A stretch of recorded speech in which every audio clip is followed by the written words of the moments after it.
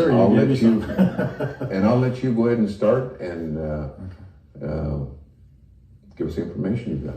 Okay, and I just want to clarify, Greg passed away over a year ago. Okay, yeah, but we didn't mention You it. did mention it before, Right. yeah. Yeah, we still. We were, he actually got me started in the Junior Chamber of Commerce here in Pocatello. He was the president, what they call the JCs, and I was his recording secretary. I'll be So darned. we maintained relationships over the years. Yeah, I wasn't aware that he passed away until you told me. Right.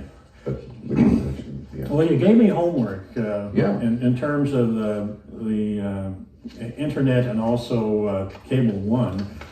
Cable One has been doing quite well. They're out of Arizona.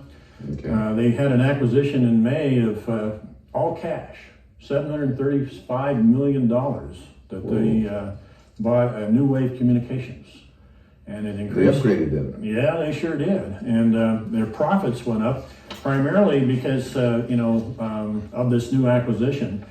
Quarterly results is about 32 million. They've had various other mergers and companies they've gone with. I think they started in the late 90s. Okay. Yes. The new wave included 49 million to this quarter in terms of the revenue. They have 31%. They increased their residential data revenue by 31%, and the business services increased by 40%. I mean, Wow, that's really good. well, sure. They serve 800,000 residential and entertainment services. 800,000. Wow. Is this across the country? Across the country, yeah. Everything that they have under their umbrella, and then it goes in to say they're trading today at $639.58, and this was on May 9th of 2018. That's pretty good. Yeah, I remember my first share at IBM. I paid $600 for it, but of course that was in 1968 dollars or so. I see. Okay, they had a 484% increase in profit. Wow, that's really good. Yeah, an increase of 25% increase in revenue, and it's due primarily with the acquisition of New Wave Communications and 113 million income, a tax benefit from the enactment of the federal tax reform legislation. I call it the Hatch-Trump tax shift. Okay, and when did that happen? Well, this is in December. December. Okay. Yeah, because you remember the Hatch-Trump tax, I heard it. Yeah, I heard about opened it. in December, and actually, there's a lot. When I asked Senator Crapo and Thatcher when I went down to see him, that the tax cut is the cost of $1 trillion in terms of debt. And he said, no, it'll get better, business will really improve. And even though it's $1 trillion, but right now the federal government has borrowed $1 trillion so that people can get that tax cut in their paychecks. It averages about $11. So yeah, it was actually, if you really get down to it, when you fly in a helicopter in that tax cut, in my opinion, it's kind of, you give a tax cut, you reduce the corporate taxes from 39 to 21%. That's a heck of a drop, and then it's cutting revenue, but you still got to pay your bills. So what they did to pay those bills is they had to borrow $1 trillion to do that.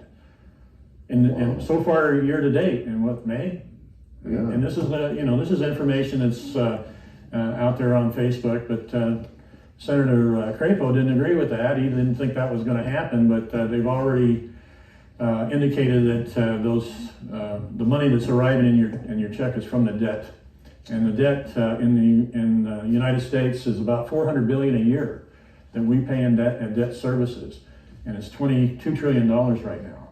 But Wow. they say that it is going to spur it, and so therefore, the economy will shoot off in 3% GDP increase a year, and the Office of Management and Budget, which is nonpartisan, says, now wait a minute, folks, this is promises, this is what ifs.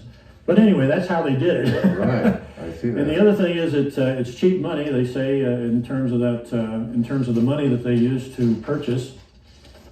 And when it comes down to it, there's Disney. There's three largest diversified entertainment companies. They've got the internet, television services and phone. Okay. Disney is number one, Comcast is number two, and 21st Century Fox is number three. Really? Yeah, they had a 375% increase.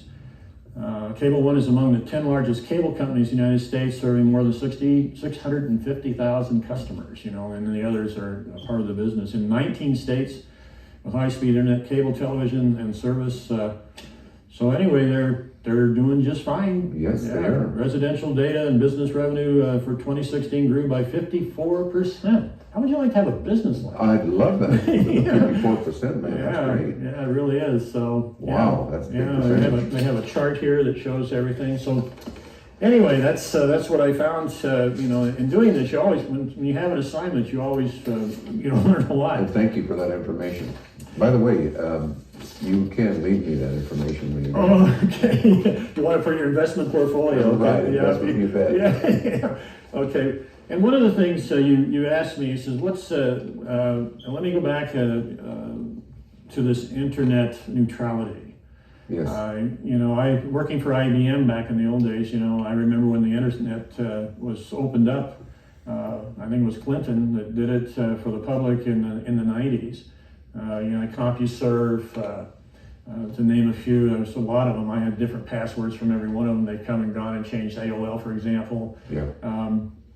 So I've been on the internet since, actually with IBM, we had home computers access to, I guess, the internet at that time. And what year was that? In the early 80s. Oh, early 80s, okay. Yeah, really. Early, mid-80s, maybe. And the computers, how big were they? In those days, that was before PC. So, in 1966 when I started IBM, Garrett Freight Lines had a memory of 64K of memory. 64K. 64K. It was magnetic donuts, and I think I've even got a relic of it laying around somewhere. I'll be there. Yeah, they had magnetic donuts, as we call them, just little pieces of ferrite, and they stick 3 wires in an XY and then a sensing wire to either sense on or off. Yeah, and that's what we had in those days. Yeah, I'm an old timer when it comes to that. Yeah, pretty simple to start out, but real complicated now. Well, I was part of that growth process. Right. See, one of the things at IBM, besides teaching us all how to preserve customers and also sell our business. Right. I mean, IBM was successful primarily because of their marketing arm. The company was formed with a family of marketeers. And then all the executives eventually were marketeers. And then they taught us all how to preserve our equipment in customers' offices. We didn't know it at the time, but that was really one of the ingrained things. And customer satisfaction was number one. Customer satisfaction was number one. Customer excellence. And then we had respect for the individual. And then the third one was, they had 3 basic beliefs, and the third one was return to the stockholders. Were they good for their word? Oh, absolutely. Okay. It was a wonderful company. Great. Yeah, it was. And I was part of that. I was proud to be part of the management. But in 1991, of course, they brought in a Wall Street executive, and it all changed. Oh, But getting back to the internet, Barack Obama and at that time, understand there's 5 FCC commissioners. Okay. And there's 2 Republicans and 2 Democrats, and then the head of it is chosen by the president, who happens to be, if they're GOP, it's a GOP guy. If it's not, if it's a Democratic guy, it's a Democratic guy. So it'll be a GOP. Right. Last time, when Barack Obama was, and they had the discussion as far as the internet being open, so that it was neutral. Okay. And what that meant was, I couldn't find this will have to do. But if you can imagine, everybody has access to this. Everybody's equal going in. Everybody's equal going out. Okay. Okay. And what the president, what he did was he assigned an executive of Verizon, and as the head of the FCC. Oh. And now they've announced that they're going to do away with net neutrality. Oh. And what that means is, instead of having everybody have equal access, and being neutral, Right. now they're going to say, you want to go into Pinterest, you got to pay to go into Pinterest. Oh. If you want to go into Facebook, you got to pay a little bit extra to go into Facebook. Okay. Okay. If you want to go into YouTube, there's YouTube or Netflix or whatever, you're going to be given a little access to it. Otherwise, it's going to be really slow. But if you want to go to the same speed that you've got today, you're going to have to pay a little bit more. Basically, it's a way of making money. Okay. It's my opinion that after I've heard a number of things, there's this at the forum here in These are Pocatello. businesses that are already established, right? They're already established, but what they're doing is they're opening them up to the point where we're talking about just a server. It could be somebody local that would charge you extra to get into Pinterest, for Oh, I example. see, okay. And they'll charge you $1 a month, okay, to get in, and then they, transcends all the way. Right now, it's open, It's open. just like the rest of the world. So when is this gonna come into effect? Well, right.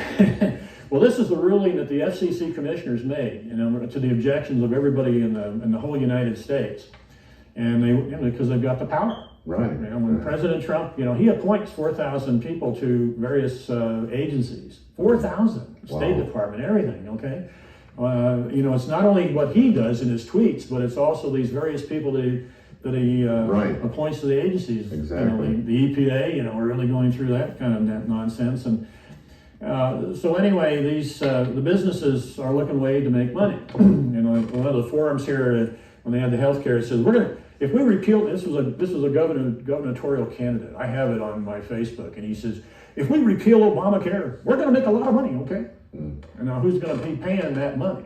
And all I can say is that every morning when we look in the mirror, it's going to be you and me. They're going to be paying that money, so those other guys can make a lot of money. Right. But anyway, that's another subject. But that's what it is. Does that make sense to you as far as net neutrality? I can see that. So we're gonna be paying more. It's service. not so fast. Not so fast, because last week 52 U.S. senators said they're going to overrule the FCC. Now it's sent to the House. Okay, and the House is going to decide. And of course, the House is GOP controlled, so.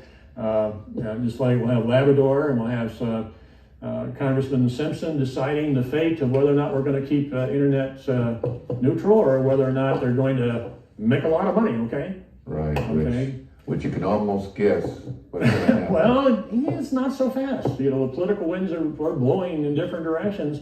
The only thing is people have to call Mr. Simpson and call Mr. Labrador and say, hey, we don't go for this. But really, it was refreshing to see that some Republican senators said we don't want to lose net neutrality. Oh, okay. Okay. All right. But that's it. Thank you for that. Yeah, it's another money demonstration. Yeah, I can see that. Okay. I have to commend you for the information that you found out. You've done well. I thank you very much. That's what I do. Yes, you do. You do a very good job. Thank you. I've over the years I've helped other people in court systems. I won't go into any details in that, but I always try to do my homework. You do well. And if I can explain it to people, then they'll understand it. And when I worked in the investment services, in order to be successful in investment financials, people have to trust you, and you got to know your stuff. Exactly. Because a lot of times, like a lawyer, they'll ask a question they already know the answer to. So you have to do your homework. But quite frankly, the people that are very wealthy, I always learned from them. I really did, from what they taught me. They tell me things, absolutely. When you have 1,000 clients, and the only thing is they always tested me to make sure that I would do, like you indicated, do my homework, because they knew the answer. They just wanted to make sure that I knew the answer. And then when you develop that trust, that's when they say, hey, come on over here and take this $1 million check from me, will you? It's just burning a hole in my pocket. Wow. Anyway, this weekend I went to the Idaho Conservation League annual event in Redfish. Wonderful event. These guys have been doing great things since 1973. It's a nonprofit. It's all volunteers, and they're passionate about the beauty of Idaho. The various things. That's where I met Danny Stone, and he did his presentation on the salmon. I was really impressed with that. And that was here on the reservation? No, it was at Redfish Lake. Redfish Lake, okay. Redfish Lake. It wasn't bad at all. Catalina was there. Bill was there, yeah. Oh, all right. And a few others. And they have great presentations on what they're doing about the Idaho wild rivers and the white clouds. And they praised Congressman Simpson for being part of that. And so they really are working on a bipartisan level to preserve the majesty of what makes Idaho beautiful. Right. And without having to go. And there was another fellow, Grand Teton Park, for example. That was the Rockefeller family back in the 1900s or whatever. And he's the one that really made the Teton Park possible. But otherwise, you would have seen on the top of the Teton Peaks, "Eat at Joe's," and an arrow pointing down to the restaurant. So anyway, what they're trying to do is preserve Idaho for what it is, but also allow people to have access to it. In other words, it's a two things. Right. So our children and our future generations can have access without having somebody from Texas buying up land and then putting up no trespassing. Which has been happening in the past. Oh, absolutely. They bought 80,000 acres up in the eastern part of up in the Gallatin Range or whatever, and put up the no trespassing signs that block people out from their hunting and public lands. And the same thing happened down here at Marsh Creek. So anyway, so a lot of the concerns, they said the trespass bill that over-criminalizes inadvertent and otherwise benign behavior, according to the Sheriff's Association. So we're going to go into that, the property rights thing. Okay. And this is the property, no trespassing thing. Yes. And if you have three right. strikes, if you do it inadvertently or whatever, that it's a felony. It's a felony, and yeah, we're going to talk about what a felony is. Exactly. My opponent has been using such terms as property rights. Okay. The trespass bill is there. I can't move my finger. I shouldn't do that, but the stand your ground thing that came through the American Legislative Exchange Council, through the ALEC organization. ALEC, huh? Yeah, through the NRA and all that stuff, and that was another one. Idaho trespasses laws are in 3 different sections of the code: civil, criminal, and fish and game. And she advanced her bill, and despite the objection of the Idaho sheriffs and prosecuting attorneys associations, they went ahead and did it anyway. Okay. So there was a protest. Oh, absolutely. The attorney generals have found that the bill was possibly unconstitutional for doing this. So they went back and presented 9 days later a new draft. So on and on. This has been going on. Could be lawsuits that are going to happen. If the property is fence cultivated, the bill expects a reasonable person to know it is private property. Well, now, how are they going to know it? Yeah, how are they going to know that? Yeah. They don't have a sign up either. It says the same holds true for unfenced and undeveloped land that has conspicuous no trespassing signs or bright orange paint. If you have reason to know the property is private, you're still there without written permission. You could be guilty of trespass. There's a whole list of exclusions. Bail's bondsmen, for example. I had a guy tell me he can knock my door down because he's a bail's bondsman. But anyway, it would hike the number of punishments for trespassing. It would raise the minimum penalty for civil trespasses from $50 to $500. Wow. Or actual damages, whichever. Landowners could recover attorney fees and investigative costs from anyone they successfully sued in civil court. So it's all in favor of the landowner. Oh yeah, but if landowners lost in court, they would not have to pay the defendant's attorney's fee. Oh my gosh, you're kidding. No, I'm not kidding. Wow. And here's another example of... It's all in favor of the landowners. Well, it was pushed through for 20... What were you going to show me there? Well, this is a sign, another sign that says no trespassing in Boise. Okay. And we see them up in the hills. We see the wealthy guys are buying a lot of these homesteads, and they're putting up no trespassing signs. Currently, simple trespass is a misdemeanor, punishable by up to 6 months in jail and a fine of $25 to $1,000. The bill would create a rising tier of fines starting at $500 to $1,000 for the first offense, reaching $5,000 to $10,000 for the third conviction within 10 years, and jail time cap at 1 year for the third offense.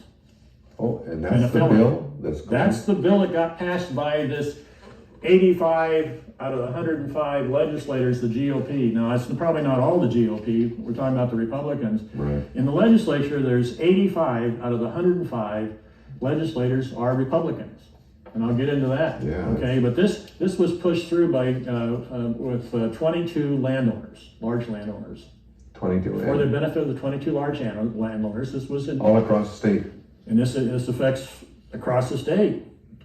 It says here, cause for more than $1,000 in damage while trespassing, these punishments would grow again up to 5 years, 1 to 5 years in prison, and a $15,000 to $50,000 fine for the third offense, which could be a felony. Wow. This is now the only felony in the bill which originally contained a broader 3 strikes clause for any trespass convictions.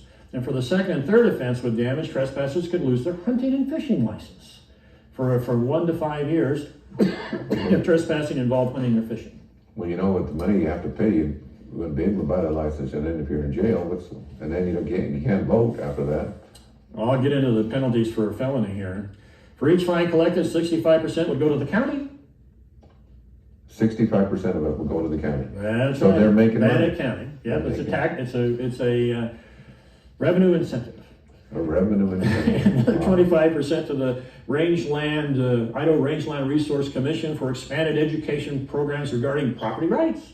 You got to remember, you got to be, the property rights, right? Right. And land use responsibility. 10% to the district court fund, having passed the House, the ballot, so it passed or whatever. This is. I'm just going from what I was picking up here. And they said many hunters and anglers are landowners themselves. We want to help solve the problem. Executive of the Idaho Wildlife Federation, his group has more than 30,000 members, would like to see a more collaborative effort. Didn't make it. So these 22 landowners, and you maybe think that they are just a little bit wealthy. I think so. Okay. I think. What about the 1.7 million people in the state of Idaho, and especially the ones that moved here for our It great looks outdoor- like even if they protested, it looks like they didn't have any word. They didn't have any word at all. Okay, the same thing with let's say Boise attorney represents the Idaho Property Rights Coalition. Which is 22 members. Yeah, 22. Yeah, 22 members. Yeah, of the right, coalition. 22 people. They don't even know who. It says, what is the Idaho Property Rights Coalition? Acting representative, and nobody knows. Nobody knows. Evidently. Yeah. Jesus. The attorney, and they talk about stand your ground. Stand your ground if you have, this came out of the NRA, Political Action Committee. They're a political organization. Mm-hmm. And in other states it's happened, homicides go up 40%. So, yeah. But I got to point this out. Anybody that's got a contemplating want to doing a homicide or killing somebody they don't like, and they can use that stand your ground. There's always a family that's going to sue the pants off of them and get collections for damages in civil court. That's actually happened. I know a couple of families that's happened to. So yeah, you're right. Absolutely. So for the guys that are running around thinking that they're going to wipe out somebody they don't like, they better stop and think that's going to change their life dramatically in terms of them financially, because they'll be in civil court. Yeah, they went broke. Matter of fact, these families went completely broke. Yep. Lost everything. All right, exactly. Yeah. All right.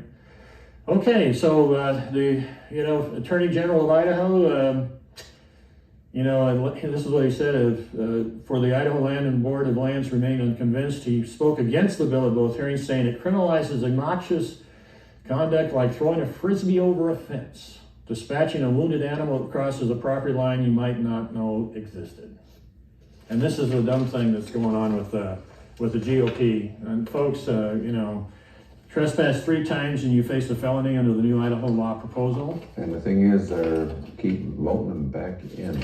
Well, I'll get into that too. But these are all articles that are in.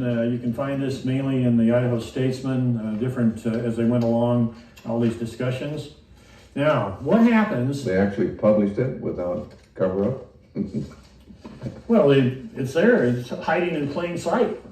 But when you're funded by 200 corporations, when you're a political party that's funded by 200 corporations, like the Idaho Republican Party is, you don't have to answer to folks. You just got to pick up the phone and call one of the 200s to get money.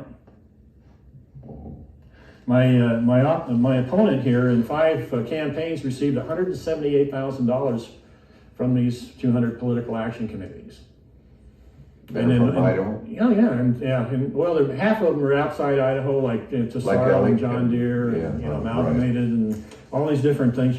And by the way, Hank, this is public information. You can find it on my Facebook, but it's... and that's how you got it, right? That's it. It's not inside information. It's not hearsay. You look at the finance reports of the Secretary of State, and you will find out how much money is given to each candidate. And it's incredible. In fact, my opponent... in May, I had to do a primary reporting. Mm-hmm. He received 20 donations from 20 corporations of $11,300. Quite a bit of money. Well, yeah, they can write checks for $1,000, $750, $500. not rocket science, you know, and all that pays for the signs and the mailings. The mailings cost you anywhere from $3,000 to $7,000. You know, these cards you get in the mail that they throw in the garbage Right. can. Exactly. But it's a contact, and it's a name recognition, and that's the system that they use, and it's being And you're funded by right. the corporations. And that, you're right, name recognition, exactly. That's how they do it. When I lick my finger. Oh. That's a bad habit when you're with sticky papers. Oh, I like to go over the collateral damage of a felony conviction. yes, go over it. And this is what people are facing. This is outrageous. It is. This is outrageous, and especially the fact it's 22 landowners. Now, before I go through the felony, I want to talk about my opponent who pushed through the eminent domain bill for bypass. Okay? Okay, eminent domain. Eminent domain. So what it means. Now, for people that don't know what that is. What my opponent did, along with Christy Perry in the House of Representatives, from 2011 through 2015, I think, 2015, or 2016, whichever year it was. But anyway, over a 4-year period, they pushed through this bill. It was 22 landowners on this. It was 34 on the other one. I'm sorry. I got to give these guys a break. This was 34 landowners. Okay. This one was 22. Okay. So they pushed it through the House and the Senate. My opponent pushed it through the Senate, and Miss Christy Perry pushed it through the House. And they did it. It took a 4-year period, but they finally got it through. And the same term that they used was property rights. Property rights. Property rights. So what that meant is that if you want to put a bike path in town, and you wind up and you got a trail along the back, say along a canal or something, or an old river or an old railroad bed. Like they have here on Point of River, yeah. Right, and you run into a hardhead, and he says, I don't want to sell, or I want $1 million a square foot. Okay. He can do that now because there's the power of the eminent domain was removed for every city and town in Idaho. Really? Yes. They removed it? They removed the power of that. It was written in the law. That's correct. This is what it says. It says, vote to pass a bill that prohibits the state or local ordinance from using eminent domain to acquire private property for trails, paths, greenways, or other ways for walking, running, hiking, bicycling, or equestrian use unless adjacent to a highway, road, or street. Now, who in the heck is going to let their kids ride in a bike path on a highway? That's right. Well, okay. Unless you want to get them killed, yeah. Well, I had a cousin way back when. She got off a school bus and a guy came in and up in Shelley, whoever it was, hit her in the head with his mirror and kept going along. You know, she was walking home from school. So it's dangerous. You know, parents are not going to do that. They'll drive their child to school. Right. When we lived in California, they had these developments where they had paseos, where your child could go outside, and they had all these paths in the backyards and everything, and it could allow that to do it. Mm-hmm. These bike paths can do that. Now, I had discussed this before in terms of economic development. When corporations are moving, and you mentioned jobs, mm-hmm. and corporations are moving plants and locations, and they want to move somewhere else, they have to bring 25% of their employees at the current location, the current plant. I mean, this is just a normal thing. Okay, and for example, Micron, we have some relatives that are now in Thailand. You know, they're shutting down Micron, offshoring jobs, and it's going to Thailand. Wow. Okay, and they actually moved to Thailand. Well, they're to start up the new operation, and eventually, of course, they'll probably come back or get laid off or fired or whatever. Mm-hmm. But you have to bring some of those key employees with you to start the new operation. Right. And usually I estimate 25%. Right. So when they look around, they say, okay, Idaho's beautiful. Well, how's the education? Oh, it's 49th or 48th in the nation.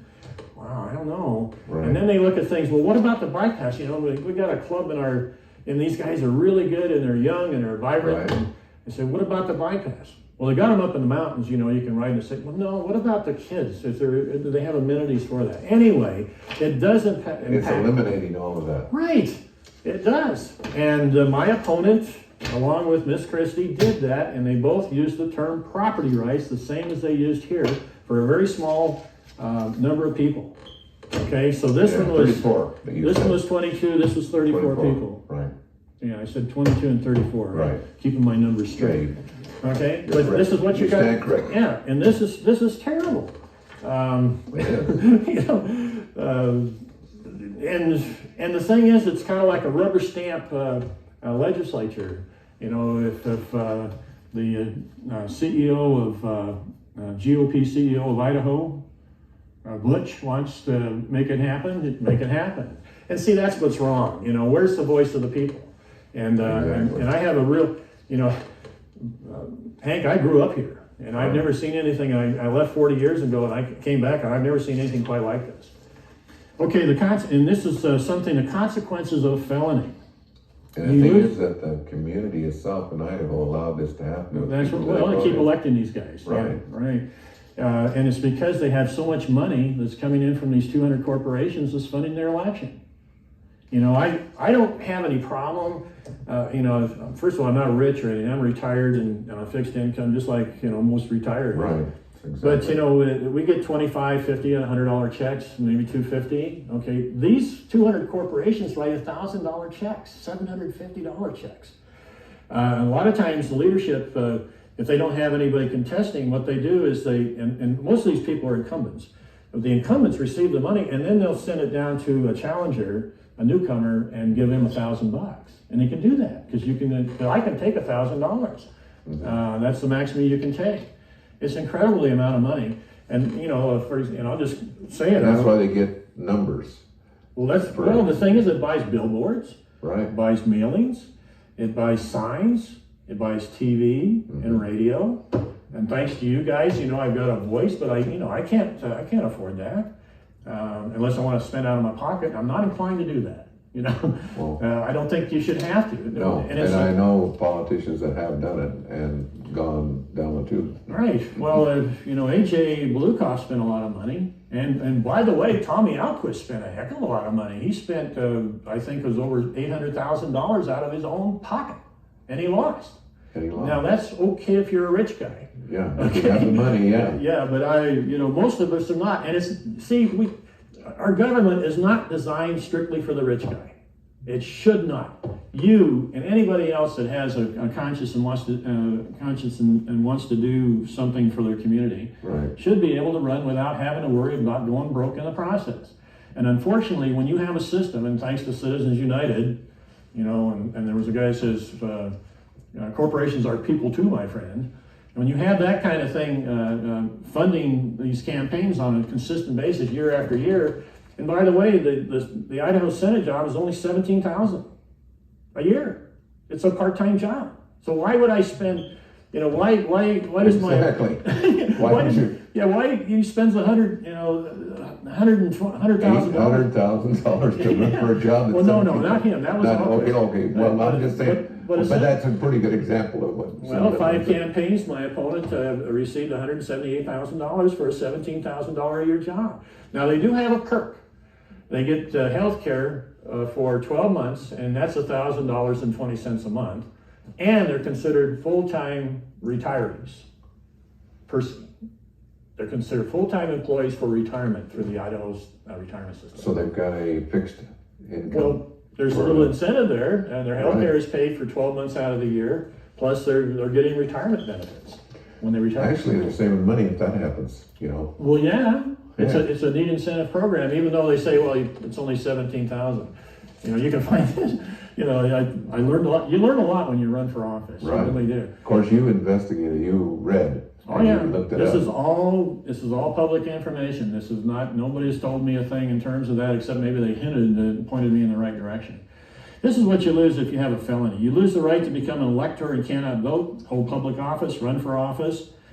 Although you can have the rights restored, and you can in Idaho if you go through certain things. In fact, but it'll cost you. Well, no, there's a certain program that actually. They have a program that'll help you. And a felon can. You pay the $5,000. No, it's not. It's not a monetary thing. Oh, it's not a monetary. You just go through a program, and then. No, but if you get fined, you talked about a fine. You know, the third hit. Oh yeah, well that's money out of your pocket. You don't recover that. It's gone. It's gone, and goes to the county. Yeah, you said 63%? Yeah, so Wow. so that's county saying, whoa, bring it on. Yeah, bring it on, yeah, I can see that. Yeah, it's an incentive program, right? To the county I says, guess hey, that's great, you know. That's an incentive for them, yeah. You Wow. know, when you have penalties like this, and you have incentive programs that allow agencies to benefit, and it's like in the marijuana and the drugs, you know, where they can confiscate all your assets and everything, That's right. just for possession. Right. That's not right, because even though they won't say it, it's still a kind of an incentive to arrest people. Can I ask you a question? Surely. Do you happen to know where that money goes does that go to like the sheriff's General county? fund? General fund? Just Does it go all of that? Well, I don't know that, because you'll have to ask Sheriff Nielsen. I don't Because know. I know of a couple of people that had millions of dollars in coins that, you know, run drugs, and they got caught and lost everything. So I'm wondering all that money went to. Oh, yeah. Well, we'll get into that. I don't really know that, but I think the sheriff would be able to help you on that. I really haven't had that question asked, but I'm sure. Would he answer it though? Well, the thing is, it's public record.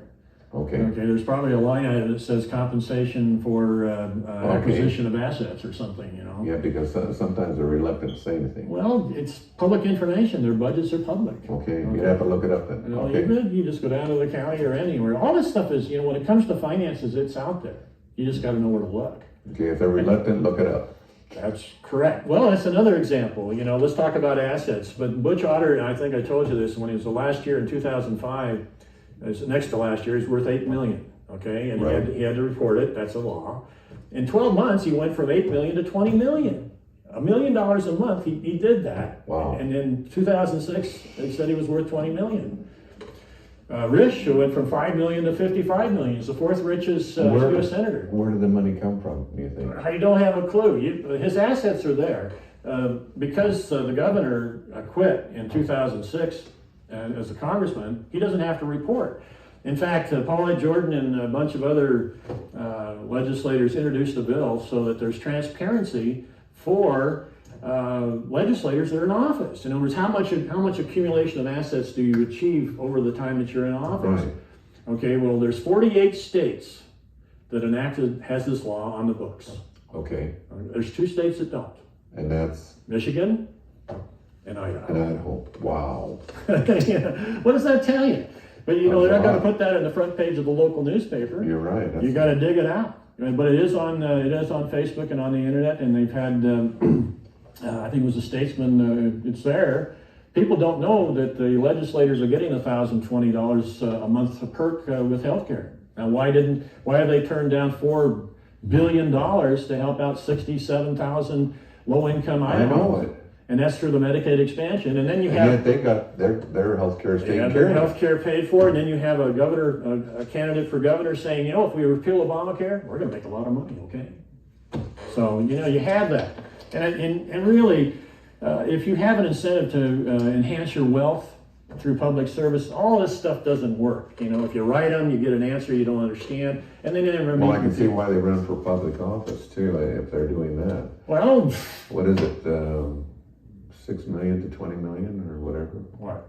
Well, the governor, what was the figures Well, he went from 8 million as 8 a million to congressman 20 million. to 20 million in 1 year. Holy man. Yeah. And he's only paid 174,000. I was going to ask him. I said, "Who's your broker?" Yeah. You know, and I had a 30-minute conversation with Mr. Otter, and I he's a great guy. I really like him. But you know, when he's a salesman, and he's an he treats Idaho like an executive, a corporate executive.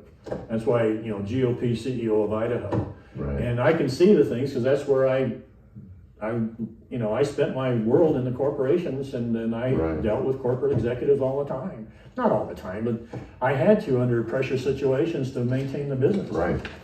We had, I think it was 20 million in today's dollars that we had to protect on a monthly basis in Los Angeles, and I never lost one. Wow. But anyway, you know, All right. well, I think we lost one. But anyway, you're disqualified from jury service for 7 years. Wow. 7 years. Yep, and now this is from, this is just an attorney just talking, and while a defendant in a pending felony case, you lose your ability to have firearms. You can lose professional license or permit, although licensing agencies are restricted their ability to invoke licenses. Going on here. Employers can ask job applicants whether they have been convicted of a crime through the anti-discrimination laws, place on some restrictions on it. They prohibit employers, but then you go on, it says, issue the children. Okay, here the State Board of Education cannot issue or renew and must revoke or a certificate, authorization, or permit for someone convicted of certain crimes. This is to be a teacher. Wow. Okay, feels that allowing the holder to have a credential would impair the credential standing. The Department of Children and Families must deny a license. This is from different ones. Megan's Law. Someone convicted under federal or state law of a crime involving possession or sale of controlled substance is not eligible for federal assistance for higher education expenses. Can't get a federal loan for a student loan. Oh. Okay.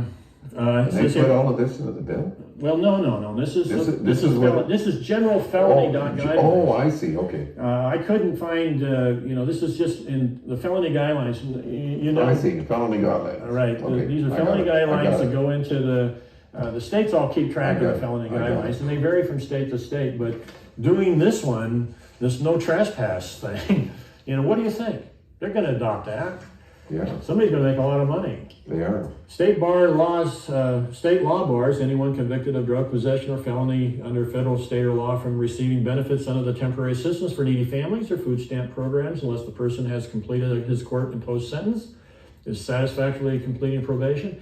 Here again, this is not Idaho law. These are just guns. It says it's criminal offense for a felon to possess a firearm or electronic defense weapon, which is your zapper, right? Wow. The law defines firearm as a sawed-off shotgun, machine gun, rifle, shotgun, pistol, revolver, or other weapon, whether loaded or unloaded, from which a shot may be discharged. A person convicted of a felony is not eligible for a certificate or permit to carry a pistol or revolver. Okay, all this kind of employment. Many statutes authorize government agencies to revoke or suspend licenses or permits as a result of conviction of a felony. The law also restricts the ability of agencies to do so. A person is not disqualified to practice, pursue, and engage. But I know this is out of Connecticut, but if just in general, it's terrible. To do this, if you're, what are you going to do? It's going to affect you in this area, right? And license permits. Consumer collection agencies, you can't do that. Real estate appraisers, occupational therapists, real estate brokers and salespersons, service dealers, electronic technicians, apprentice electronic technicians, sanitarians, landscaping architects, interior designers, hearing aid dealers, community association management, pharmacy licenses, all these things. And here again, you have to check with the state. And of course, if you have a felon, you don't want to check at that time. But according to, and this is another one, it says there's 4,800 things that affect you. 4,800 things. And if you have pot, possession, and it's enough, your buddies left in the back of your car and you went out there on the hills and you smoked and you maybe, together or whatever, and then you come back and you forget about that little baggie that your buddies left in there, and they pull you over and, gee whiz, guess what's stuck in the back of the seat there? And that is a felony. And it can be a felony. Wow. 75 cigarettes. 75 That's 3 ounces, yeah. It's funny. I did that during the forum, and all the other candidates looked, how do you know all that stuff? 75 cigarettes, right. 3 ounces, I'll be there. Right. Okay, so that's that. So by the way, thank you for that information. That is very good. Well, I'll give you, if you want this, yes, I want that. Some of these, yeah. And I'll tell you why, because I have a few people that we've been discussing it, and they would like to see that. Well, it is, and most kids, when it comes to it, youngsters, I told you that we kept running into the voter, 6,000 people that we met at various venues, and they kept running into all these youngsters that had felonies, and I couldn't figure out why. Started talking to them, and it was pot, and it changed their life. It changes, but I've got a little bit more on that subject. Okay, the retirement heist. I want to show you this sign here. Okay. If you take a look, this was in 1980. I used this to explain how defined benefit plans went away. As you can see at the top there, the home equity of all the homes in the United States was $10 trillion in 1980. 10 trillion in And what's the second one down? It's defined benefit pensions. The pension plans were as much equity, had as much value for the baby boomers and others since the 1940s through 1980. Whoa. You see that? That's an incredible amount of money. That is. Jesus, look at all the zeros. That's right. But the point is this: it was equal to the home equity of the United States, the pension plans. So what happened in 1980? Okay, tell me again. A good old Ronald Reagan. Right, Ronald During Reagan. that time, he changed and it was through the judge in the court system in the bankruptcy, changed the pension funds from an asset, from a company liability to an asset. In other words, it was part of the company's money that they could use for anything they wanted, under the guidelines and simple rules. And a lot of them had surpluses and that sort of thing, and they changed the rules. IBM used to be 1.5 times the maximum number of years. It was unlimited, times your average 5-year salary. They changed it to 1.35 with a maximum top end of 30 years rather. So 1.35 times 30 was the maximum. If you worked there for 40 years, you'd only have a maximum multiplier of 30 years. And it was that guy from Wall Street that changed that. And of course, he became one of the 400 richest men in America through Forbes. So this lady, and I recommend if you're a baby boomer and you were expecting a pension, right, and it disappeared on you, right, if you read this book, first of all, you got to be calm. Okay. Because you'll go right through the ceiling when you read this book. This is a Wall Street executive, and I've communicated with her over the years because I tried to get my pension back from IBM. And this book describes exactly how they did it. And what it was is when Wall Street heard that these pension funds, oh my gosh, it's money. Right. It's money. So what they would do is they would go to the companies that had a fairly good pension fund, and they'd say, we'd like to buy you out. They go to the board of directors and the executives said, we'll buy you out for so much a share. And most of those board of directors are just like shareholders. they did with the housing market. Yes. Right, but this was going through in the 1980s. Okay. And the pension funds. So then once they took over the company, these Wall Street bankers put these people in, and over a 60-month period, 5 years, I can see now. they drove that company into bankruptcy. And how they did it is they laid off, and they called it downsizing. They took the older workers and got rid of them, and they paid them off with the pension funds. The only thing is, the COLAs were, all that stuff. If you're a long-term employee, it maximizes at age 59. They were getting rid of them early and giving them a buyout, which was less than really what they would have got if they had hung in there and not been laid off. So with the reduced expenses from these employees, it looked like the profits were going up. However, the people that were still there were working their rear ends off, covering 2 jobs at the same time. And after the 60th month, they throw, we're going into bankruptcy. And then when they went into bankruptcy, they said, I guess we're just going to have to use those pension dollars to pay off all the debt that's incurred with them Wall Street bankers. By the way, you think that happened with FMC? I don't know about FMC. All I know is it was nationwide. And see that figure there at 10 trillion? Mm-hmm. When I looked at it here about 7 or 8 years ago, that figure dropped to 2 trillion. $8 trillion disappeared. That's like saying 80% of your houses burn up in this country. And where did it go? Where'd it go? Right. Well, this book pretty well describes it. Merger and acquisitions. I see. You ever heard of them? Merger and leverage buyouts. Yes, I've heard of Okay, it. but really they drove the company into bankruptcy, and then they used the pension funds to pay all the bankers and the takeovers, plus the new executives are there, plus the $1,000 an hour debt that's there, and they used the pension fund to pay all that debt. We Made a lot of money. We had a large pension fund too. Yeah. The FMC had a lot. I think Mitt Romney got $100 million. That was a rumor anyway. I don't know if that's true, but how did the guy get a $100 million IRA? Well, it's really tax deferred, from the pension funds, and that went on. Hank, this lady, she's a Wall Street investigator. She spent 10 years, I think, investigating this. Elaine E. Schultz. Yeah, Ellen Schultz. Oh, Ellen. You can, if you Google C-SPAN, Ellen Schultz, Okay. C-SPAN, she gives a presentation of about an hour.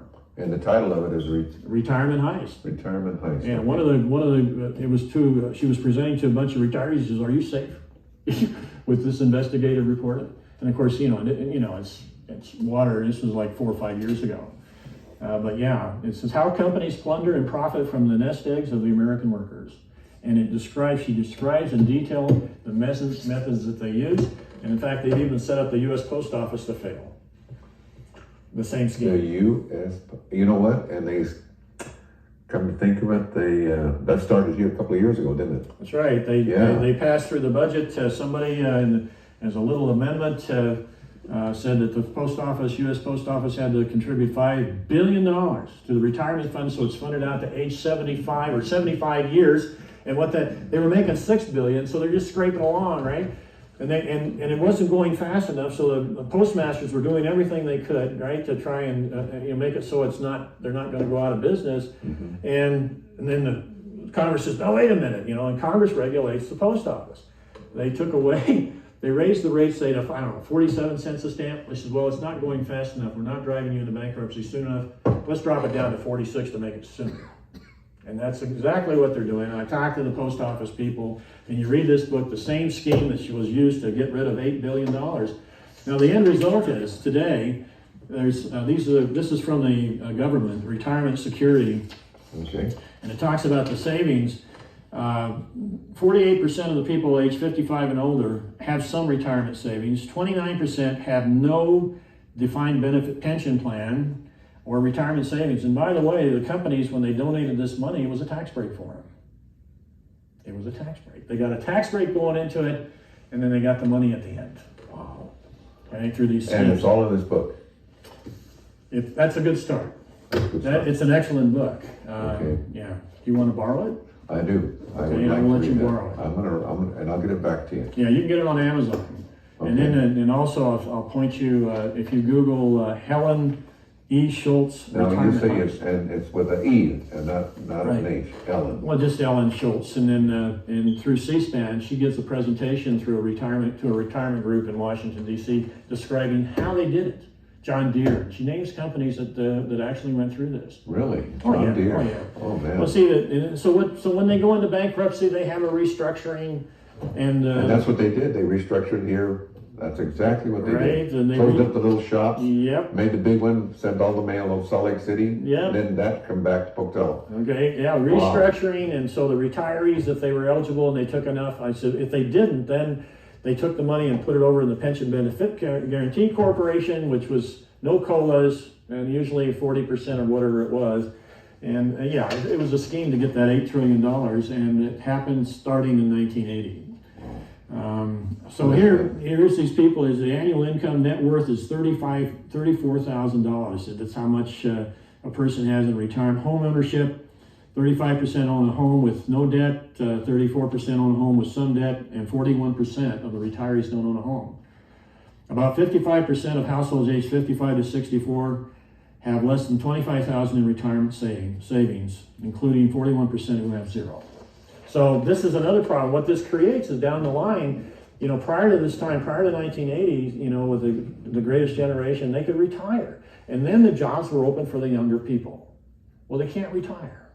And they're living longer. And they're cobbling to work with all kinds of health issues because they can't retire. Well, that happened here. There was a lot of people that lost their 401ks or whatever it was. And they had to stay working. They couldn't retire. Well, there was a 401k during the meltdown and that sort of thing. Yeah. And they had to continue working. Yeah, you're right. Well, how do you think those hedge fund managers are worth $1 billion? And where does all that come from? Right. You have to follow the money. You have to follow the money. All right. That's that, and I will get you that. Thank you. After this. By the way, again, I have to comment that you've done really, really well. You know your business, you know how to look it up, and you know how to explain it too. All right, well, I appreciate that. I try because I had to make a living doing that, and you don't get really a lot of time, and that's why I really appreciate you giving me the time to do this. Mm-hmm. One of the things I want to share with you, okay? I can see that. Okay. So this is Time Magazine, and this is Newsweek. Okay. Yeah, I can All see right. that. Oh, yeah, the money on this one and the leaf on this one. That's correct. It's the same thing. One of the things, I attended a session with somebody that was supposedly, it was law enforcement. I won't say who, you probably know who it is. But anyway, during the session, he went through all his drug presentation down at the local church down there where I live, and I thought it was very interesting until he got to the part where he said, "You know what the gateway drug is to all this stuff?" And he held up a pack of Camels, and I said, pack of Camels. Pack of Camel cigarettes. And I sit there and I said, first of all, you told me you have never been in the military, and you don't really know what the hell you're talking about. And that was my opinion. Of course, I didn't tell him that. But that's the kind of misinformation that's out there. Reefer Madness, I remember. Right, I remember that. There's a movie, you gotta go. Well, yeah, no, I've seen it, yeah. Well, in my opinion, and I've talked to the folks here that are trying, let's face it, the other states have done it. I put a thing here that shows Arizona, Arkansas, California, Florida, Maine, North Dakota rather, Nevada, Montana, Massachusetts. Okay, they're all changing the laws. And really, when you look at the incarceration rates of this stuff, I had it here, let's see if I can find it.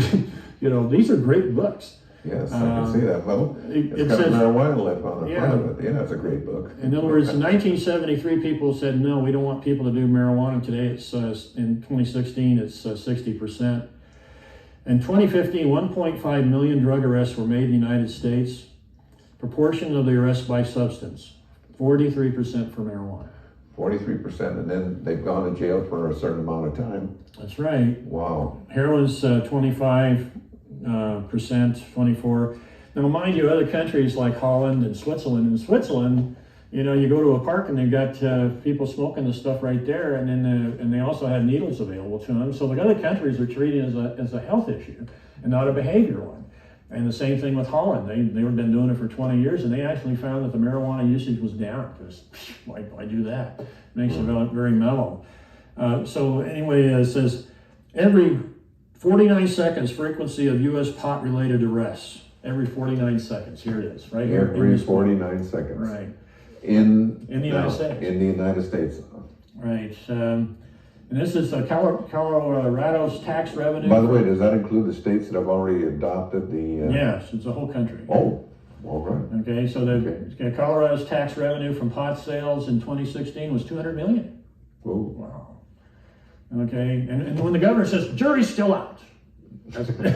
Wow. Yeah. So anyway, let's face it, when you implement something like this, I always maintain that during the Prohibition period, of course, that was done by, they wanted to get everybody off, all the farmers, to prevent them from growing alcohol to power their Tin Lizzies. Right. You could flip a switch, or you had a different carburetor, you run on alcohol or run on gas. Right. And that was done by Standard Oil, getting the temperance union to pass that. But when people, and my grandfather was a bootlegger. My grandmother told me a story. I didn't know my grandfather was a bootlegger, but he was in Salt Lake City. Okay. Yeah, it's still in the basement.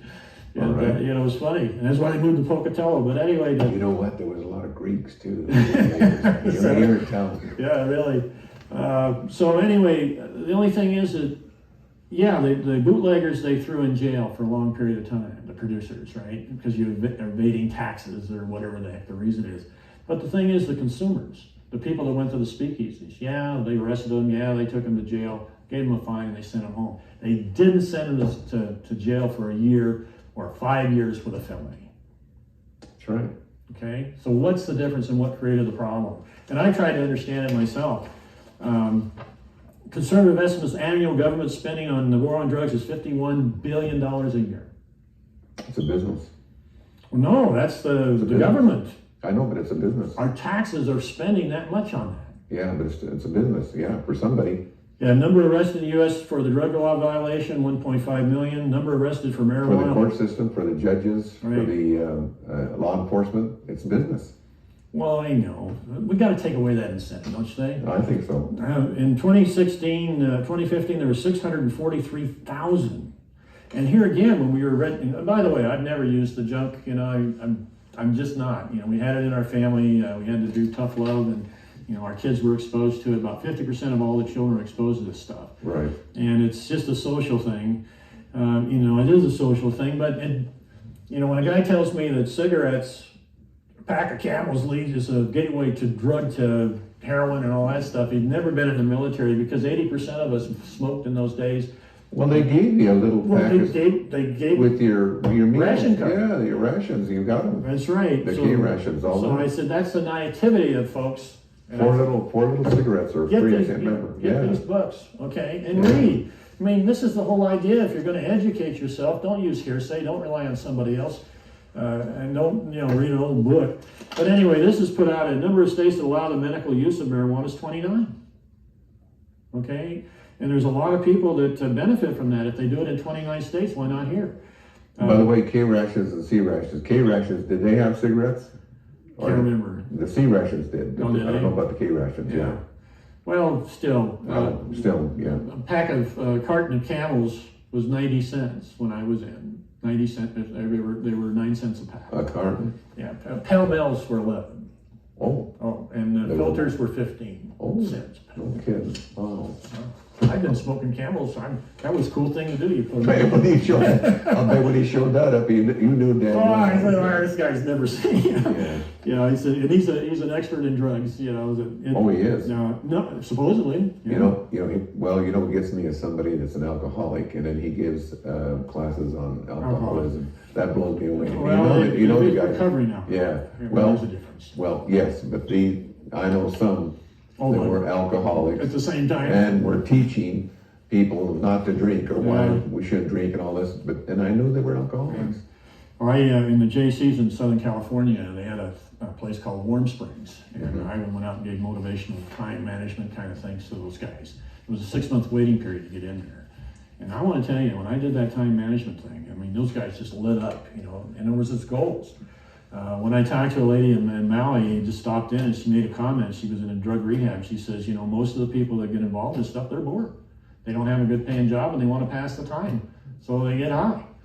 Me, I go crazy. I got so much, because I had hobbies and other things, but it didn't do that. But it's not that I haven't been, as well as you've been in the service, you go out with the guys, especially on nickel beer night. Exactly. It's 30 cents. You could, you win. Exactly. But it's kind of like going to a Dairy Queen and eating all the ice cream you want, and then you don't want any ice cream.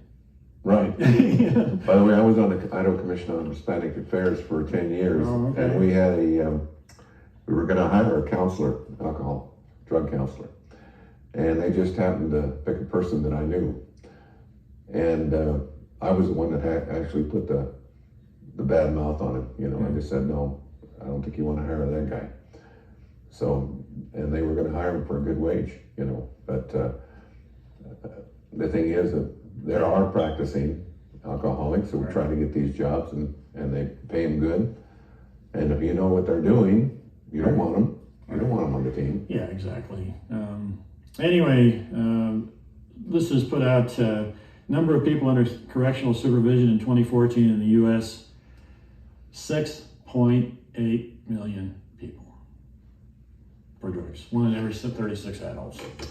I have when I was in the Air Force, we had, and that was in the mid-60s, right before the buildup of Vietnam. Okay. And I talked to another fellow that followed me, and he worked in supply. And we never saw marijuana, we never saw any drugs. We had wine, whiskey, and beer, but we never saw any drugs in the military bases or anything. He said starting in the 70s, when he was there, planes coming from Southeast Asia were just loaded with cocaine and marijuana. Right. So putting it all together, part of the war in Vietnam with those folks. Well, a lot of those drugs are right there in Vietnam. Well, right, Thailand, but they made sure the soldiers had them. Yeah. You know as well as I, when you're in the military, it's 90% weight around. It's pretty boring at times. So anyway, I figured with that, and that's when Nixon started the war in 1974.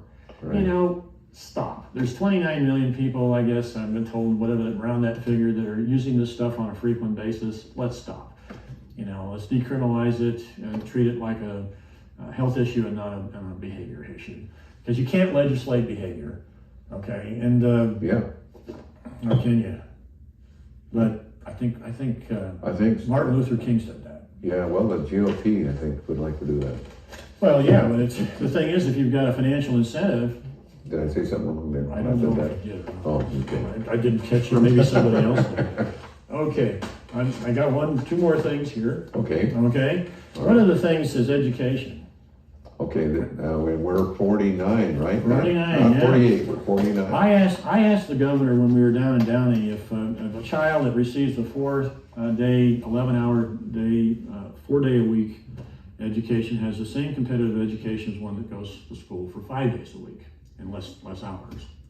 And he said the jury's still out.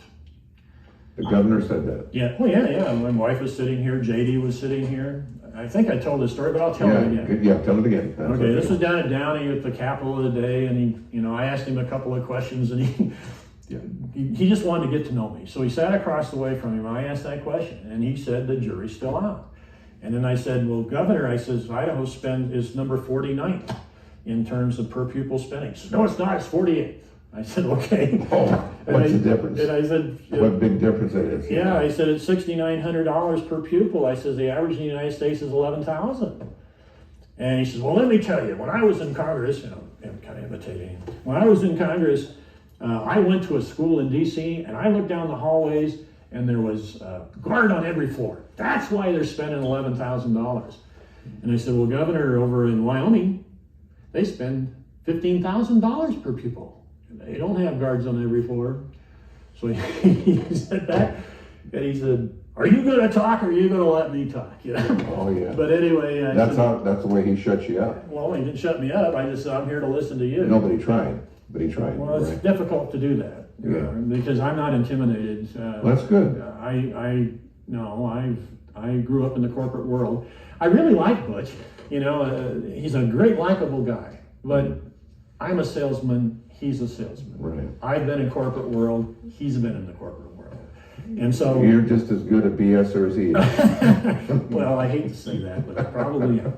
But when I got through, I thought, well, he compares apples to an orange, and he says, how do you like my banana? Right. And that's exactly what that whole thing was. So he went back to the podium and talked for 30 minutes, or no, 45 minutes, and gave the State of the Union or whatever it was, and most of the people there were all his buddies. Cronies. What? No, cronies? all Republicans are, and whatever you want to call they're all cronies. Whatever. But then he says, are there any questions? And nobody raised their hand. And then I went, like this, raised my head. And talked to JD about this, and he says, oh no, not Saville. Is there anybody else? Where's that guy from the Journal? And that was JD, Oh, no. And he did, we kind of laughed about it, and I thought it was kind of funny, but I got to ask him a question. Of course, he couldn't answer it, and I didn't know the answer and stuff, but anyway. He told you the jury was out again, huh? No, whatever he said, well, can you check on that, or something. I don't remember, it's a couple of years ago. And but yeah, he said, I can't vote for you. And I said, well, do you have a picture taken with me? Sure. So anyway, he's an incredibly charming person, but he's running this state like a corporation. And I had mentioned to you about education with the micromanagement of the teachers. That's an old corporate strategy to make older teachers miserable. They're paying them $48,000 a year, but and there's more restrictions now. Well, I wouldn't be surprised. Yeah, I've talked to a couple of teachers. Okay, well, I have too. And see, when you talk to 6,000 people, they're basically telling you the same thing. I got to get the heck out of here. My neighbor retired, says, I can't stand the baloney.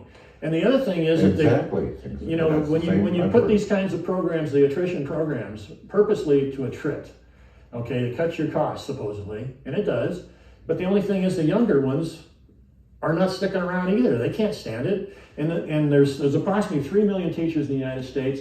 But there's 6 million that are eligible and are trained. But they're not going to take a job when they're miserable. A teacher does it because they love to do it. Exactly. And they don't do it for They money. like working with kids. Sure. They like helping kids. They're developers. They're our best friend. And when I think of the Mrs. Rice down here in Emerson, those teachers did it. Even when she cracked me over with the ruler, when I was in, she taught me to settle down. But the point is, the teachers are the most valuable asset, I think, for our children because they spend a lot of time with the children. And when you've got children going to school at 6:45 in the morning on a bus for a 20-minute ride to school, and getting home at 4:45 at night, first graders, these kids, there's 300,000 of them. They only have 1 year, and then it builds the base for the next year. Right. Okay. Exactly. So anyway, this organization called Idaho Education Trends. And it's put out by Albertsons or something, but when I read it, it's an advocate for charter schools. Oh, okay. Okay? Which there's a lot of now. Well, no, there's only 53. Well, there was a lot more than there was before. Well- And the reason they've developed is because of the problems in the public school system. Not really. Well, Well, okay, explain that to me. okay, I'll explain it to you. Okay, I have the different sources. Now, this is the Idaho Trends, and this is their information, okay? But when you go out to National Education Association, which I think this is the teacher speaking, okay? To theirs, the study found that when test scores are not controlled for students' background, private schools score higher than public schools. However, these higher private school test scores are due to the fact that the higher proportions of disadvantaged students are enrolled in the public schools. In other words, the poor. In short, public schools are as good or better than private schools. But when you read this particular article, the rumor is that so these are statistics that they're getting from the charter schools and comparing them to the public schools. Well, I'll go through very quickly here. This is probably the one. I took a look at. You can go out here. It's called Idaho Trends. And you can actually compare schools to see. Okay. In Marsh Valley, for example, it's $6,000. The school, again, they got 383 students. 31% are on lunch programs. Okay, versus say Boise, that's only 18%.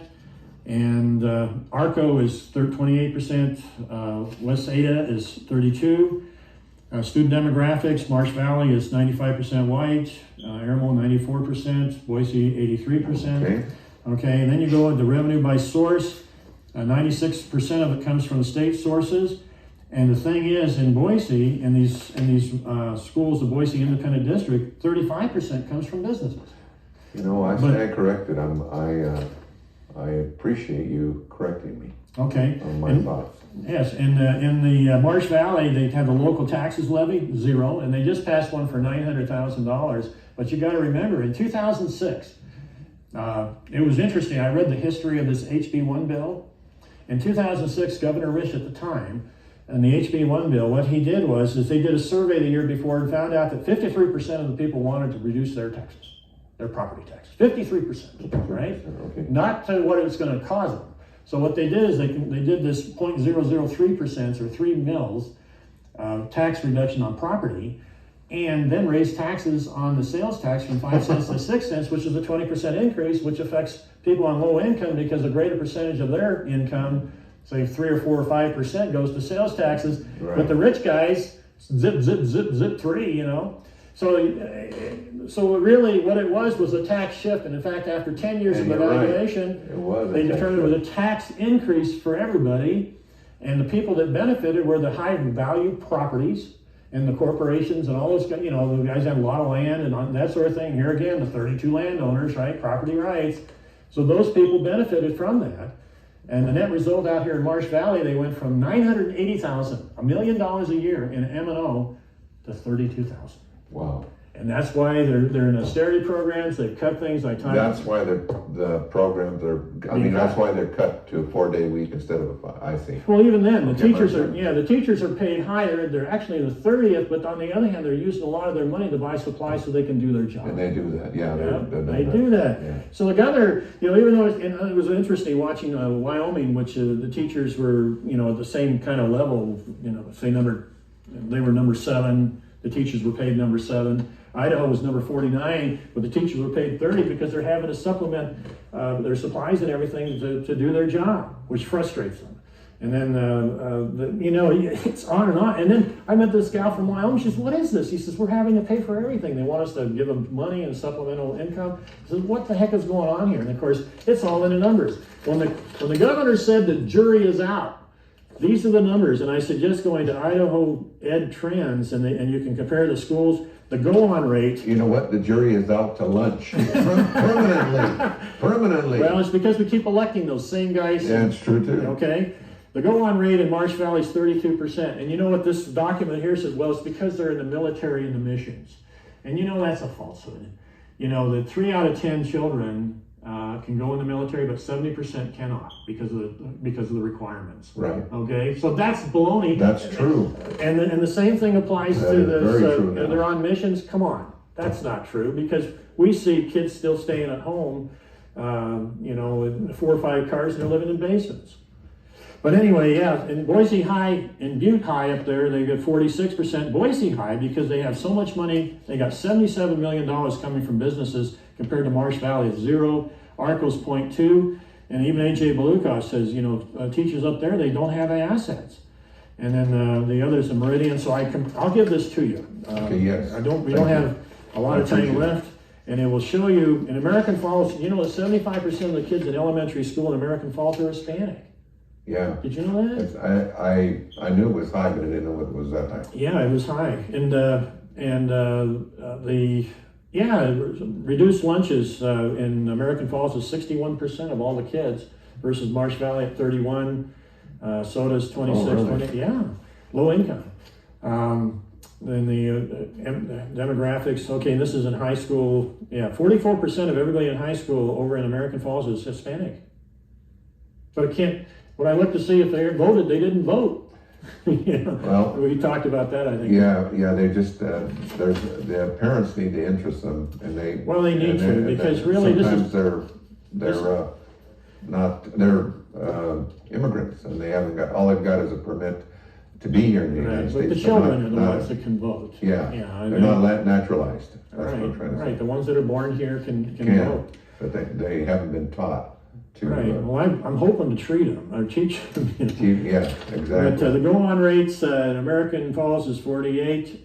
And Soda Springs, surprisingly, is 100%. And then, so all these things, when you put it all in math in Marsh Valley is 24% versus, and English is 73 versus Soda Springs, which is 52, and math isn't very good here. So when you go through this thing, and I give you a copy. You can't have this one, but I'll give you a copy. When you read this thing, Idaho's ranking is 39th and 40th, and all this stuff. And the Hispanic community has gone from 15% to 18% today of all the 300 out of all 300. It's the fastest growing segment. Yeah, it is. In Idaho. Well, so anyway, my opinion is this is a pro privatizing of public schools. It's a lot of leaning in that direction, even though they say they're nonpartisan. But to me, every school that they mention that's achieving high standards, even though the NEA says that they didn't find it. By the way, who's taking the statistics to get all of this information into the books? And so it's these people. Who are the people? IdahoEdNews.org. Idaho Education News. So they're doing a good job, you think? I think this is leaning toward privatizing public education. I see. There's 115 districts, there's 745 traditional schools and 53 charter schools. And there's your chart of the Hispanics at the bottom. I see. See it? See it, 18%? That's an incredible increase. It is. From 15 to 18 out of the 300,000. Yeah. So it's the fastest growing segment in, as far as race or creed or whatever. Well, we're all the same race. Right.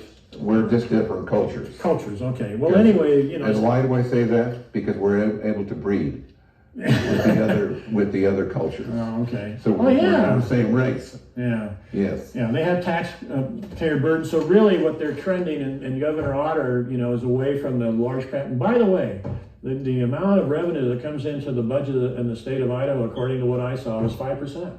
That's it. That's all the corporations pay into the budget. Wow. 95% comes from other sources. Wow. I won't go in. I'll give this to you. You can Yes, thank you. do that. The last thing is the media. Did you see this thing that came out here? Let's see now. The Idahoan? I don't think I did. It cost $200,000 for the Idaho Freedom Foundation to mention that. That's a PAC. That's that Hoffman guy. Oh. But they said it qualifies as a newspaper, but the Idaho Democratic Party sued. It said, giant statewide newspaper backs far-right candidates, has ties to Hoffman and Espadillo, whoever he is. Yeah, that was big news. And then so the Attorney General's office and Tim Hurst up there and those guys, in the Secretary of State, they ruled that this is really a newspaper and it's not a political magazine. I looked for myself and they didn't have a picture of me. They have a picture of everybody else. They had a picture of me. The GOP. And you're not part of the GOP. No, this is very, very GOP magazine. Yes, I Absolutely. I understand that. Right. But they got away with it. It's the same thing that happens with Rush Limbaugh. That's a political program. And yet they don't have to report it as being political. And he wills barrels his money onto the bank and he's always laughing. $48 million, yeah. Have you ever heard of the Koch brothers? I did. I have. Okay, well, here they are. Well, the right to work. Oh, yeah. The right to work. They have a thing, if you go out and look at it, they call it the profits funnel. They call this thing the Coctopus. And there's a program, you can look at it on YouTube. It's called the Koch Brothers Exposed.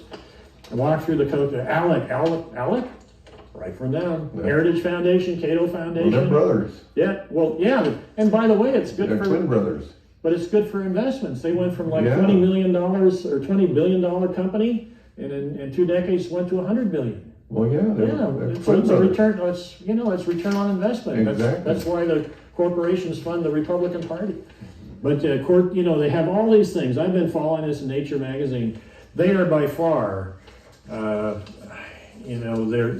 oligarchs that want to turn this country into a plutocracy and not a democracy. They want to run the country. Right. They couldn't do it when he ran for president. He only got 1% of the vote, but they can do it with their money, and they're being very successful. In fact, the president are good buddies with these guys. And you're absolutely right.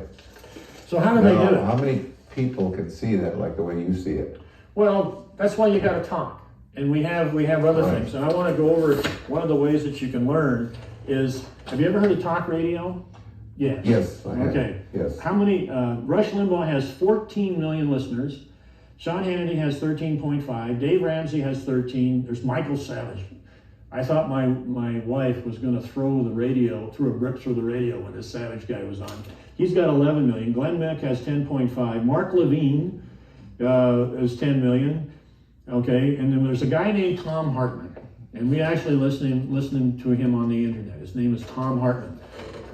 He's sanity to me. And through his programs, he says, get this, and he'll have these interviewers.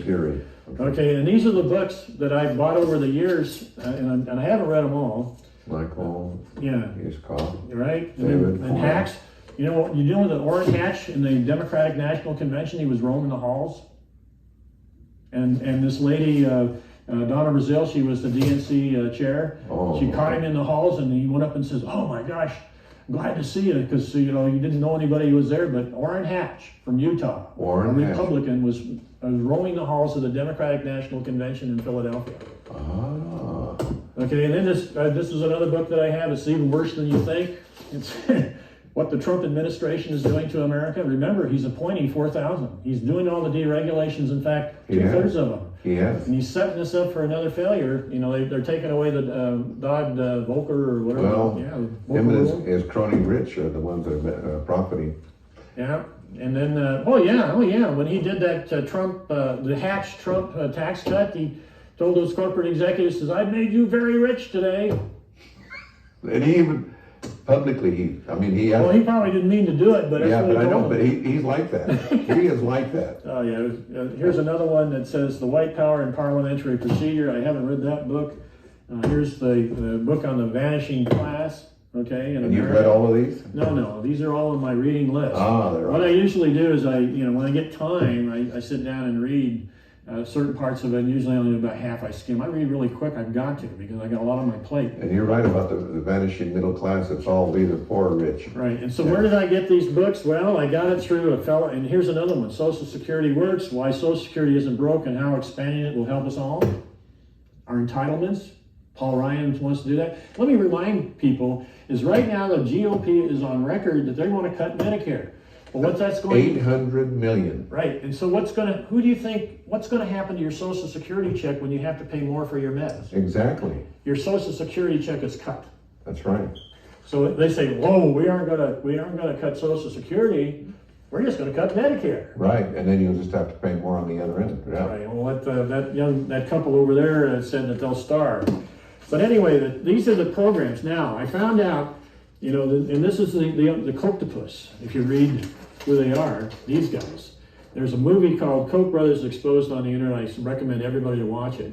These people, Rush Limbaugh, Hannity, Beck Savage, a lot of them are funded by 400 millionaires that the Coctopus has put together. So Rush Limbaugh pays to get on the air. Yeah, like I said, he laughs at that wheelbarrow of money that he goes to. Well, the radio stations are being paid for that broadcast. It's not mom and pop's grocery store on Jefferson. That matter of fact, corporations now bottom up. A lot of the independent radio stations are bought up by independents, and it's consolidation. Yeah, the FCC, People didn't want the same radio stations done. I heard Sunday, I heard a preacher, a Baptist preacher in Idaho Falls, saying that anybody that wasn't a conservative, liberals and all this sort of thing is taking this country to Hades. And he was a Baptist preacher preaching on a local radio station here owned by a billionaire. And I'm telling you, the Johnson rule that used to be, it says if you want to keep your nonprofit status, you better not be politicizing from the pulpit, and they're doing it thanks to Mr. Trump. Yeah, and you know, they interpret the Bible and they give the interpretation themselves. So what he is interpreting the money coming in to the public through his preaching. Whatever it is, I've never heard. The only place I ever heard that was when I went to Jackson, Mississippi in the 70s. Well, he's doing it, you know. And that one preacher you're talking about. That. Yeah. Well, in the 70s there was this wizard of the KKK. He was doing it over the radio. I couldn't believe it. Anyway, what I listened to is WCPT in Chicago. It's streaming on the internet. Tom Hartman, he's got 6 million listeners. 2 or 3 years ago, he only had 2. Really? Oh yeah, he's been increasing. In fact, MSNBC now has got as many, if not more, listeners than Fox. Wow. But anyway, remember this Paul Harvey? The rest of the story? Yeah. I used to listen to it at noon. You know. I did. I listened to him a long time. Well, I worked for Quick. Oh, did I worked you? for Quick Radio. I applied for a job there when I got out of the Air Force. And they didn't give it to you? I went to work for IBM. Oh, you went to work for IBM? Well, okay. they paid $150 more a month. Oh, yeah, of course. Yeah, they didn't pay much. But 20% commissions. That was good. No. Well, I didn't get into detail. I didn't get the job. I did a tape with them, but that was it, because when I worked in Armed Forces Television for a couple of years. I enjoyed Paul Harvey, the rest of the story. Yeah. Well, we don't have Paul Harvey anymore. We don't have Walter Cronkite because of the FCC rule changes that says it's no longer entertainment that we have. News that we have. It is entertainment. And so even Rush Limbaugh says the Entertainment Information Bureau Network, and he can say anything he wants. O'Reilly was sued for defamation of character, and they said, you can't sue me, and they said, why? Because I lie all the time. And then when they did away with the fairness rule, we don't have a voice. Right. And that's why this program here is so important to the community. You might not like it. In fact, I'm sure viewers are probably throwing rocks at their set when they watch this program. But you've got to, you don't have to agree. And I just want to point out, if I get elected, these guys that are in the GOP are good guys. I really do. But I don't think they have enough information where they're making a conscious decision to do the right thing.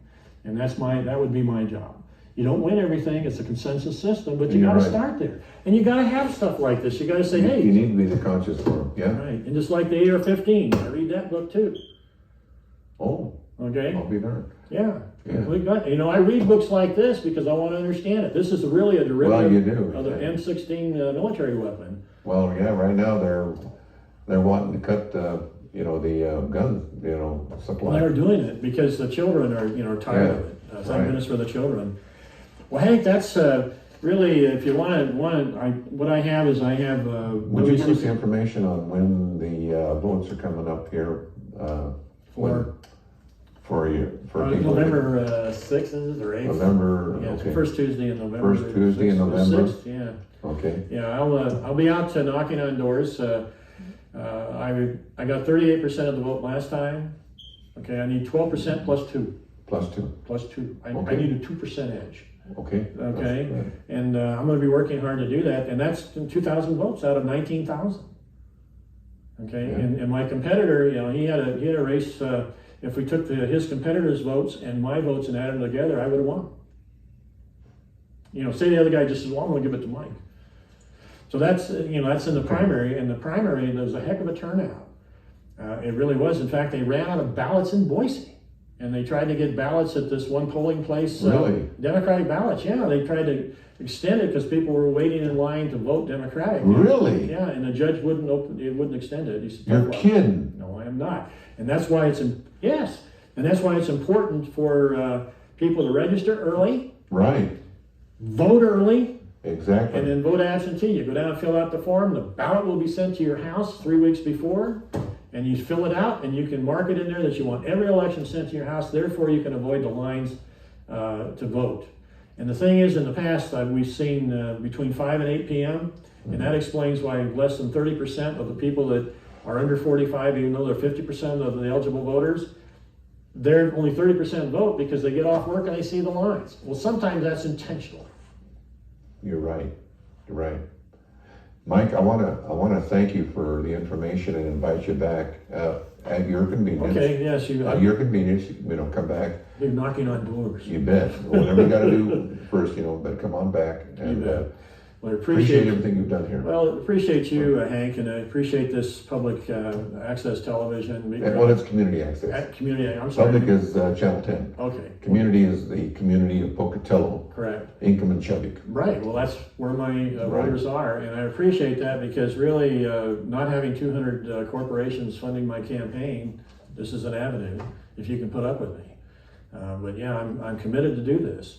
And I want to represent the people in Legislative 28 the best I can. And even if they don't vote for me, I'll still be their legislator. And as far as I'm concerned, that's it. It's 100%. It's not selected based on who votes for you, or whether you're a Republican or a Democrat. That's it. So hopefully I can do it. I'm giving my services. Right. Currently, you are now the legislator, right? You're legislator. No. What are you? What is it? I won the primary in the field of one. Oh, okay. All right. Okay. Yeah. This is my second go at it. I stand corrected. Yeah, Okay. I was defeated. I ran. I didn't know what I was doing. I'm still not sure I know what I'm doing.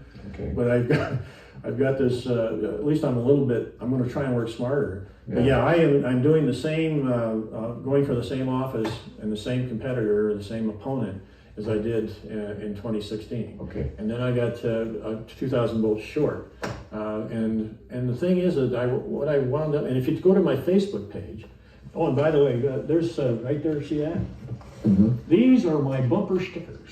Okay. And these are free.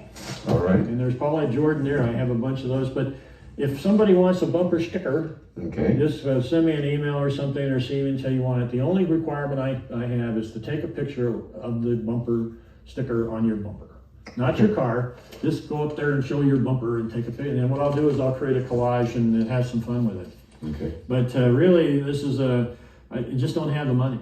And they're not going to give me the money because I wrote those 200 corporations and they didn't send me a dime in 2016. I thought they would. I mean, get my message out. Right. But they do not. And they're funding all the incumbents, the Republicans, to market their candidates. And that's a trend all the way across the United States. It's trend in rural areas. I can see it. Yeah, I see it in the emails. Well, in the rural areas, you got to remember most of the information that people get in the rural areas is through radio, TV, and print. They don't have meetings and get-togethers, and then a lot of times in their communities, like in church activities, they have a political guru, and usually they listen to Fox News.